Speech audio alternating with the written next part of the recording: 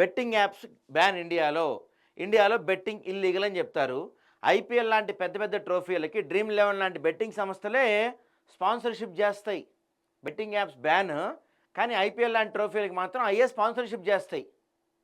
Betting మాత్రం ban. ఇండియాలో betting పెట్టకూడదు. ఏందంటే మీరు ఇచ్చేవి ఇస్తారు, బయటికేమో బ్యాన్ అని చెప్తారు. దొంగే దొంగ అంటారు ఇచ్చినట్టుందన్నమాట ఇదంతా కూడా. హైదరాబాద్ అంబర్పేట చెందిన ఒక ఇంటర్ విద్యార్థి ఆన్లైన్ గేమ్స్కి అలవాటు పడ్డాడు. తర్వాత బానిస అయ్యాడు. తొలుత తన తాత సెల్ ఫోన్లో 1500 వెచ్చించి గేమ్ ఆడిన అతడు తర్వాత తల్లి ఖాతా నుంచి ఆన్లైన్ చెల్లింపు మొదలుపెట్టాడు.